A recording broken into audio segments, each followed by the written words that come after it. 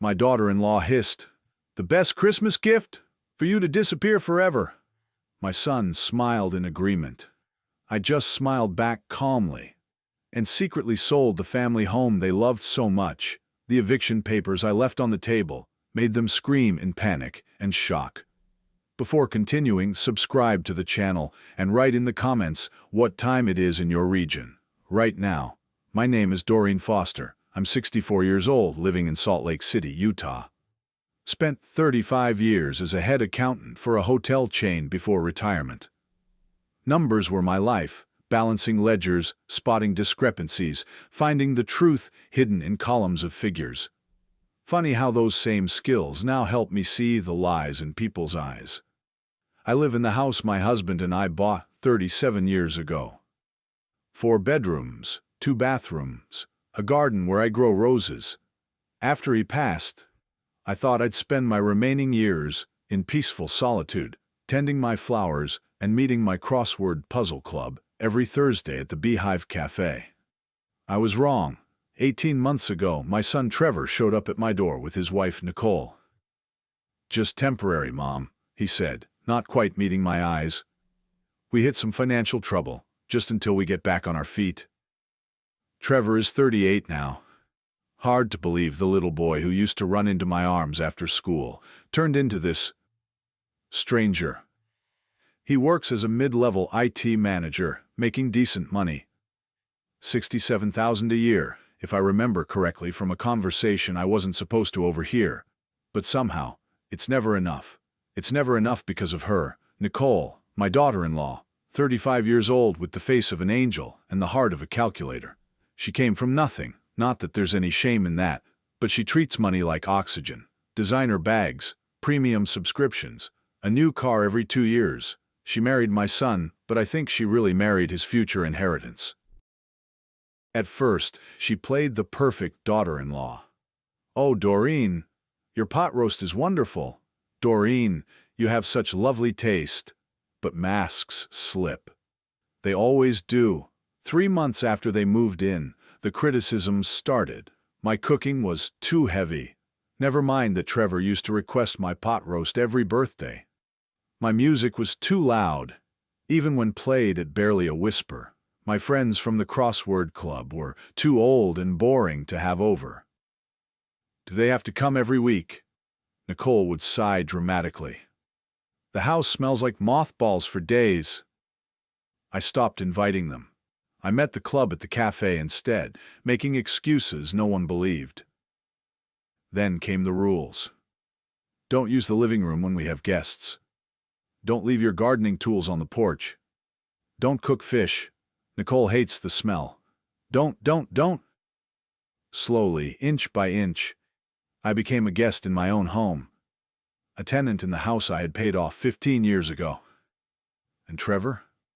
My son just vanished. Oh, his body was there, sitting at the dinner table, walking through the hallways.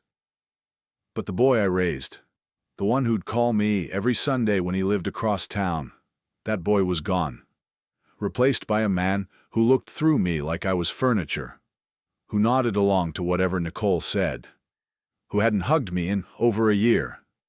But I adapted. That's what we accountants do. We find ways to make the numbers work. I kept to my room. I cooked when they were out. I tended my roses in silence. I told myself it was temporary. I told myself my son would remember who he was. Then came Christmas Eve. I'd spent all day preparing the holiday dinner, turkey with all the trimmings, just like I used to make when Trevor was small. Cranberry sauce, mashed potatoes, green bean casserole. I even made his favorite, apple pie with extra cinnamon. They were in the dining room when I approached with the turkey platter. I was about to announce dinner when I heard Nicole's voice, low and sharp. "You know what would be the best Christmas gift, Trevor?" I stopped just outside the doorway, hidden by the wall. "What?" His voice was lazy, uninterested. "If she just disappeared forever." My blood turned to ice. The turkey platter suddenly weighed 100 pounds. I expected him to defend me, to say something, anything. He was my son, my only child. I had held him when he cried, bandaged his scraped knees, worked double shifts to pay for his college. Instead, Trevor smiled. Not a polite smile, not a nervous smile, a real smile. And he nodded. "Yeah," he said softly. "That would be nice." I don't remember walking back to the kitchen. I don't remember putting down the platter. I just remember standing there, staring at my reflection in the dark window, seeing a woman I barely recognized. We ate dinner that night. I smiled. I passed the gravy. I even laughed at Nicole's jokes. They didn't notice anything different. Why would they? To them, I was already invisible. That night, I sat in my bedroom with the door locked. The house was quiet. That particular kind of quiet that feels like a weight pressing down on your chest. Trevor and Nicole had gone to bed early. "Big day tomorrow, Mom. All the gifts to open," Nicole had chirped before heading upstairs, her mask firmly back in place, her voice dripping with false sweetness. I wondered if she practiced that voice in the mirror. I looked at the photographs on my nightstand. Trevor as a baby. Trevor at his graduation. Trevor on his wedding day, beaming at the camera while Nicole posed beside him, like she was auditioning for a magazine cover. Where did I lose him? Was it the day he met Nicole at that company mixer? Was it when they moved to their expensive apartment across town, the one they couldn't actually afford? Or was it something I did? Some failure of motherhood I couldn't see? The question burned in my mind until dawn. But somewhere around 3 in the morning, between tears I refused to let fall, something else emerged. Something cold and clear, like the first frost of winter. They wanted me to disappear. Fine. I would disappear. But not the way they imagined. The week between Christmas and New Year's passed in a blur of forced smiles and careful observation. I watched Nicole and Trevor like a scientist, watching lab rats, noting every whispered conversation, every exchanged glance. On New Year's Eve, while they went to a party I wasn't invited to, I sat in the kitchen with a cup of tea and let myself remember. I remembered Trevor at 7 years old, bursting through the front door with a handmade card. "Happy birthday, Mommy!" Glitter everywhere, crooked letters, a drawing of our family. Stick figures holding hands under a yellow sun. I still had that card somewhere in a box in the attic. I remembered him at 16, nervous before his first date, asking me if his tie was straight. "You look handsome," I'd told him. "Just be yourself." He'd hugged me so tight. I remembered his wedding day, the way his eyes lit up when Nicole walked down the aisle. I'd been happy for him then, genuinely happy. I'd thought, he found someone to love. The irony tasted like ash. What happened? When did the boy who made me birthday cards become the man who nodded when his wife wished me gone? Was it gradual? Did Nicole whisper poison into his ear night after night until he forgot who he was? Or was this always inside him, waiting to emerge? I didn't have answers. Maybe I never would. But I had something else now. I had clarity. The morning of January 2nd, I drove downtown to a law office I'd found in the phone book. Jenkins and Associates on South Main Street. I'd never met Marcus Jenkins before, never used his services. That was intentional. No connections to trace, no favors owed, no one who might mention my visit to the wrong person. Marcus Jenkins was a sharp-eyed man in his 50s, with a firm handshake and a no-nonsense manner. I liked him immediately. "How can I help you, Mrs. Foster?" I placed my house deed on his desk. "I want to know my options." He studied the document, then looked up at me. "The property is solely in your name. Your husband transferred full ownership to you in 2019. You have complete legal authority over it. So I can sell it? Whenever you want. To whomever you want. You don't need anyone's permission." I felt something bloom in my chest. Not quite hope. Something sharper. "Even if people are living there." Jenkins leaned back. "Are these people on the lease? Do they have any legal claim to the property?" No. They're guests. Family, but guests. He nodded slowly, a hint of understanding in his eyes. Mrs. Foster, as the sole owner, you can sell your property regardless of who's currently residing there. The new owner would then have the legal right to issue notice to vacate. I almost smiled. Almost. Over the following weeks, I moved carefully, precisely. Like balancing a ledger where one wrong number could ruin everything. I opened a new bank account at a credit union across town, one where Nicole's prying eyes would never think to look.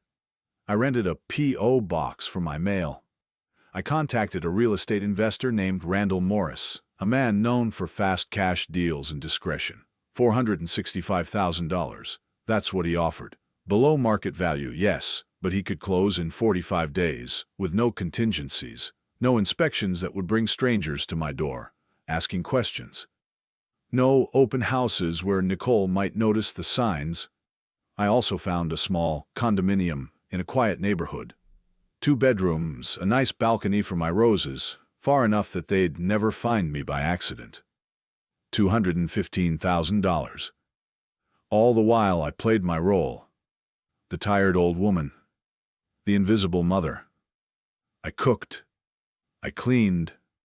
I stayed out of their way. I even mentioned to Nicole that I'd been feeling a bit foggy lately, planting seeds for later, making her think I was declining. But Nicole was watching too. One evening I caught her staring at me across the dinner table with narrowed eyes. "You seem different lately, Doreen. More relaxed." I shrugged, keeping my face neutral, just trying to stay positive. She didn't buy it. I could see the suspicion forming. A few days later, I noticed my banking app had been opened recently. At a time I knew I hadn't touched my phone.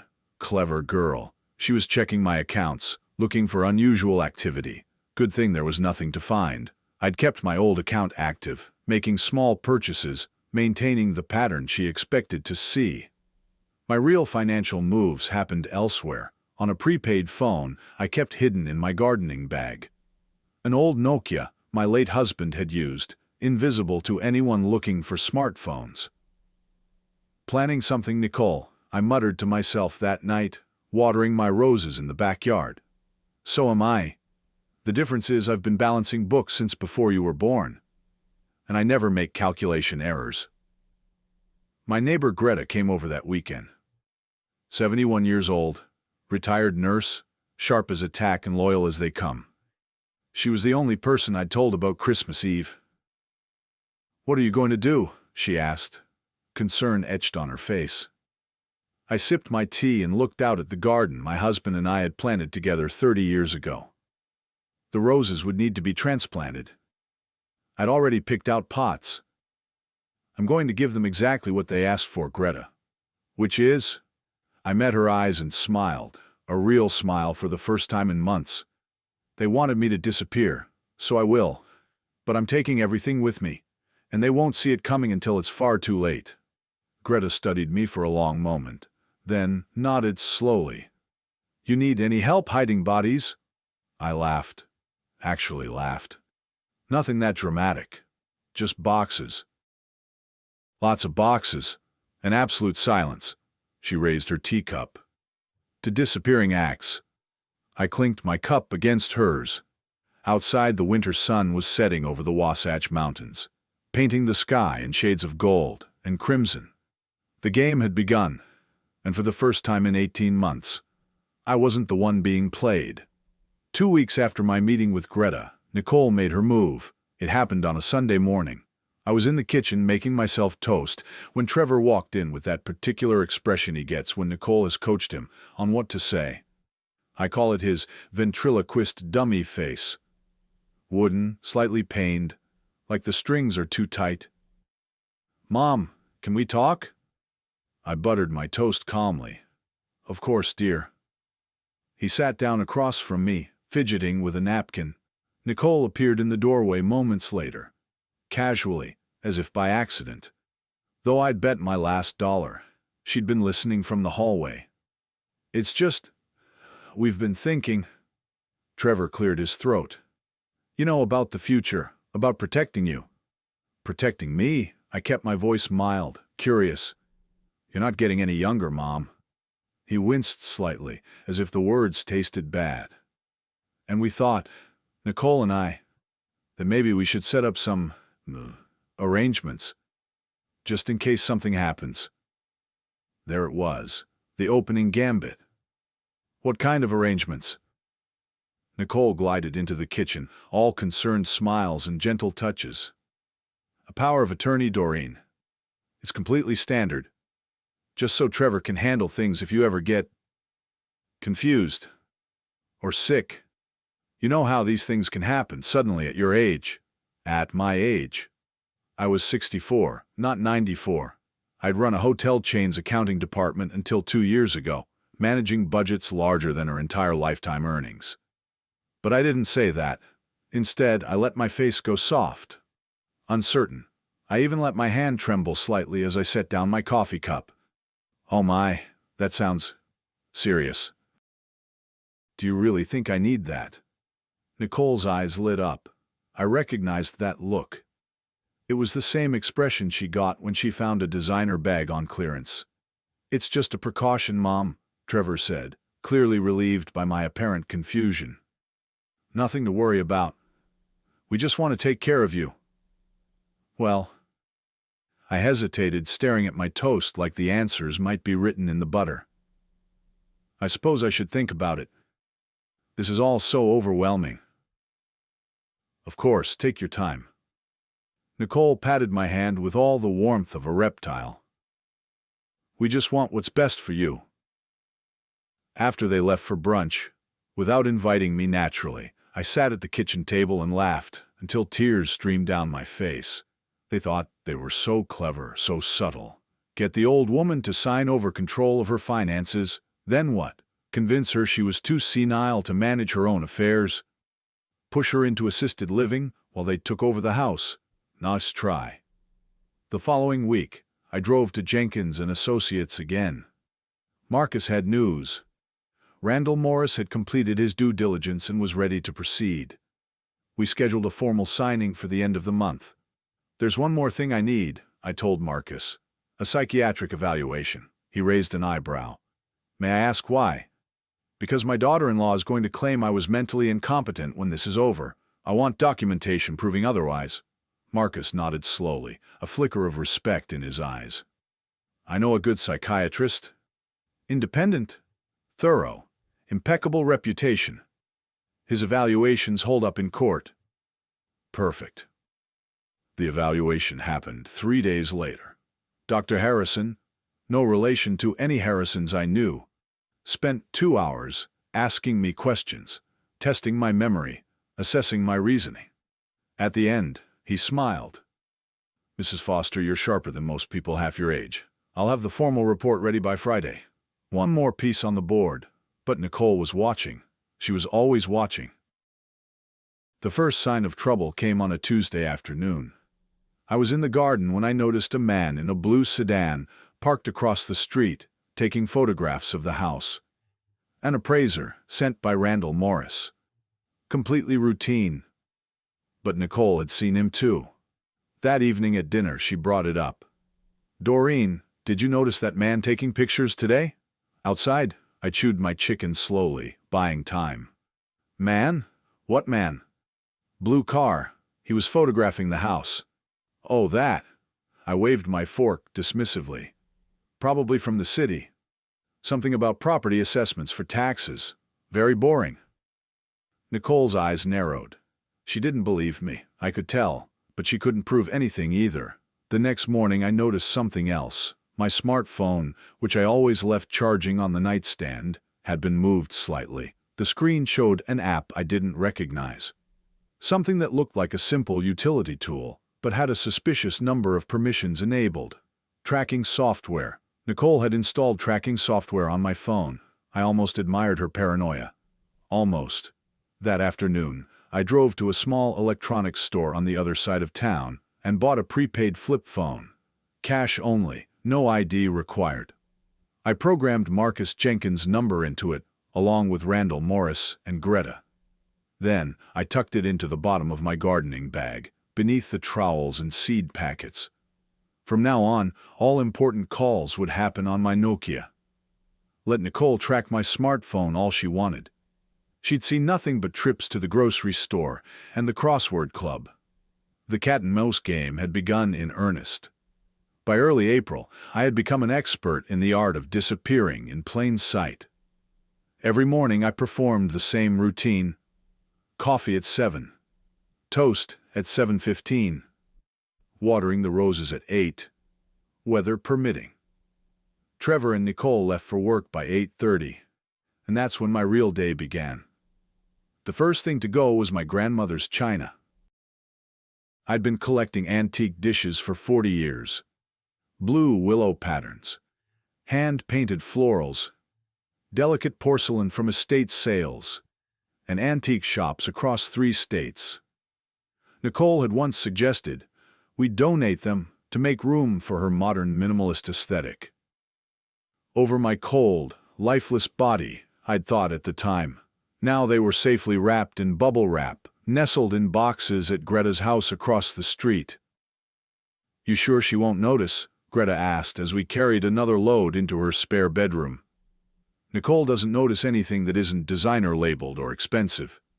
She's walked past that china cabinet 100 times without giving it a second glance."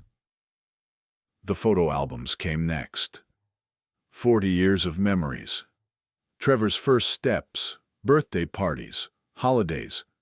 I hesitated over those, wondering if I should leave some for my son. Then I remembered his smile on Christmas Eve, and the hesitation vanished.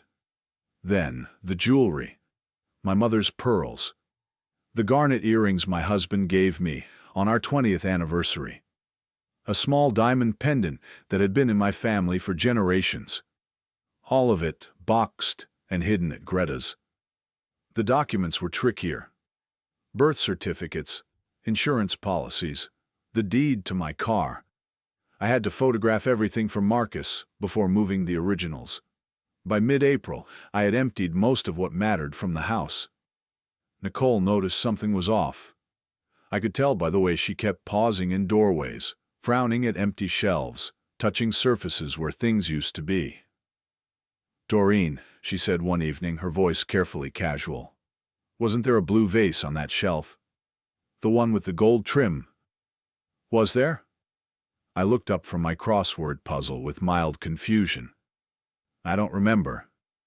Maybe I moved it when I was dusting. Or perhaps you're thinking of the old house." She stared at me, searching for cracks in my facade. I let my eyes drift back to my puzzle, the picture of benign forgetfulness. "6-letter word for deception," I murmured. "Ends in E. Any ideas?" Nicole's jaw tightened. "No.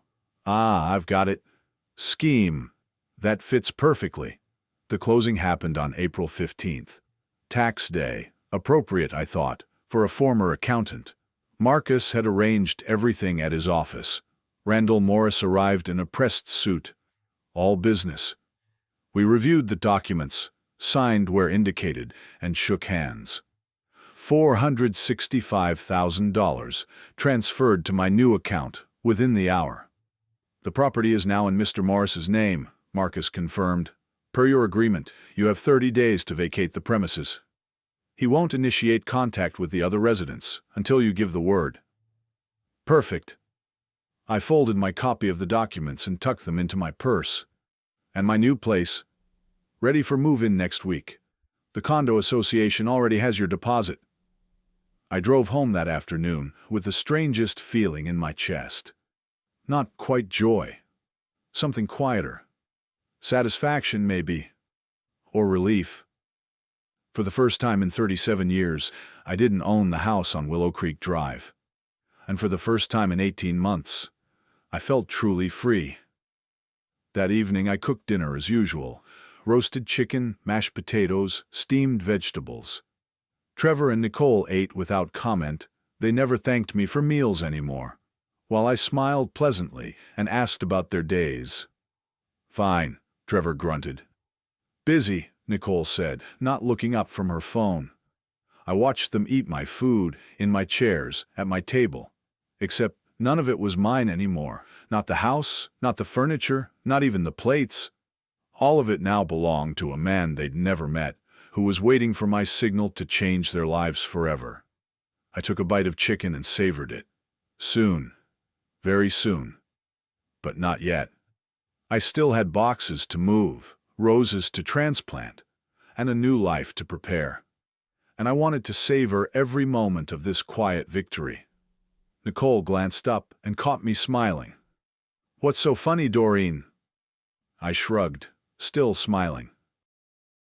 "Nothing, dear. Just thinking about how quickly things can change. One day everything seems permanent, and the next—" I snapped my fingers softly. "Gone." She stared at me for a long moment, something uneasy flickering in her eyes. "You're acting weird lately." "Am I?" I returned to my chicken. I hadn't noticed. Later that night, after they'd gone to bed, I stood in the living room and looked around at the walls I'd known for 37 years. The scratches on the door frame, where we'd measured Trevor's height each birthday.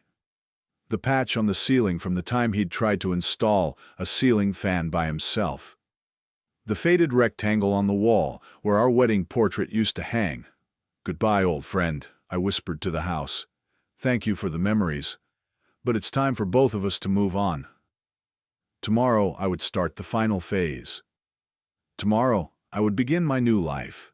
And Trevor and Nicole, they were about to discover just how quickly permanent could disappear. The first week of May, I moved into my new condominium. It was smaller than the house on Willow Creek Drive. 2 bedrooms instead of 4, 1 bathroom instead of 2.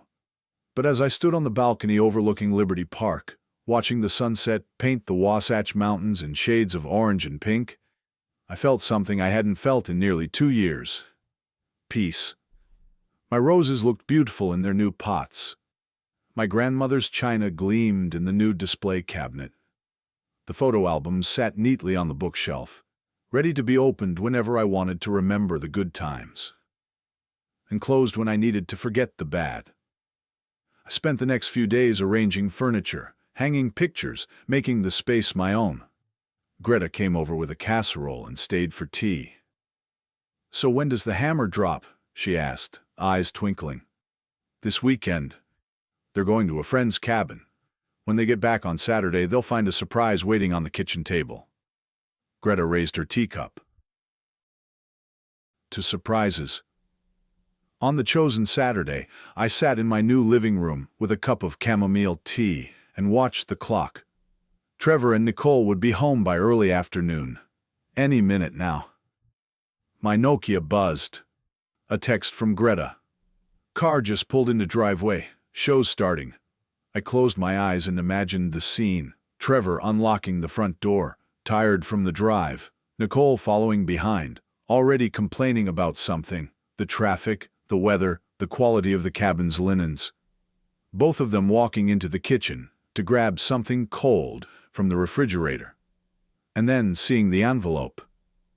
I'd placed it in the center of the kitchen table, impossible to miss.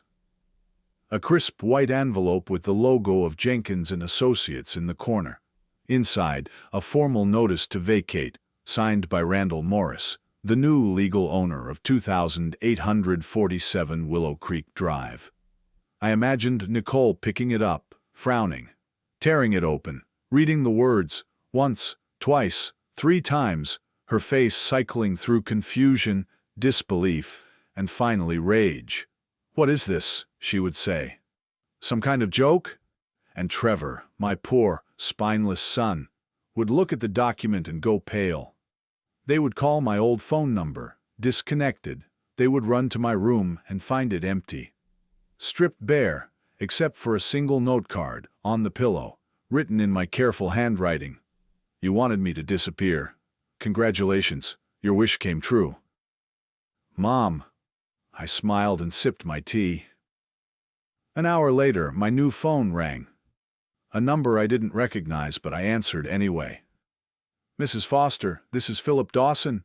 Your son and daughter-in-law hired me to represent them in the matter of the Willow Creek property." Ah, they'd found a lawyer already. Faster than I'd expected. Yes, Mr. Dawson? They're claiming the sale was conducted fraudulently, that you weren't of sound mind when you signed the documents. They want to contest, Mr. Dawson, I interrupted gently. Have you actually reviewed the sale documents? A pause. Not yet. They just called me this afternoon. I suggest you do that before taking this any further. You'll find a psychiatric evaluation dated 6 weeks before the closing, conducted by Dr. Harrison, certifying my complete mental competency. You'll also find every document properly notarized, witnessed, and recorded with the county. The sale is ironclad. Another pause, longer this time. I see, I'll review the materials. Please do. And Mr. Dawson, I spent 35 years as a head accountant. I know how to read contracts, and I know how to write them. If your clients want to waste their money on a hopeless lawsuit, that's their choice, but you might want to advise them against it. I hung up. The next few days were chaos. For them, not for me. I heard updates through Greta, who had become my eyes and ears on Willow Creek Drive. Nicole had screamed so loudly that the neighbors 2 houses down heard her. Trevor had punched a wall and broken 2 fingers. They'd called every lawyer in the phone book, but the answer was always the same. The sale was legal, the documents were in order, and they had no grounds to contest. Nicole tried a different tactic. She called the police, claiming I'd been kidnapped or was missing. An officer showed up at my new condo, a polite young woman who seemed almost embarrassed.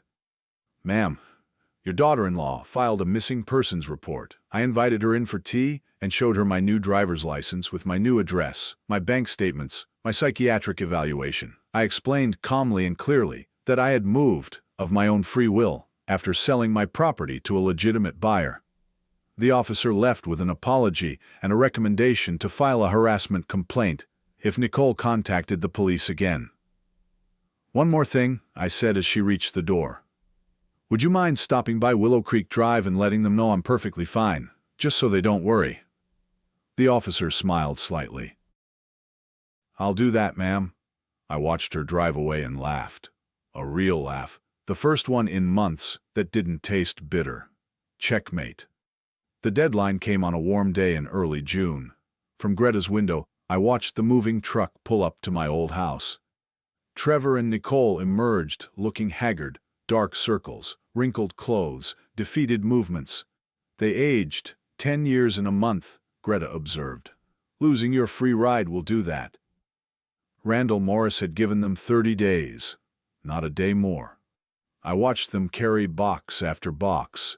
Nicole's designer furniture, Trevor's gaming equipment, all accumulated while living rent-free in my house.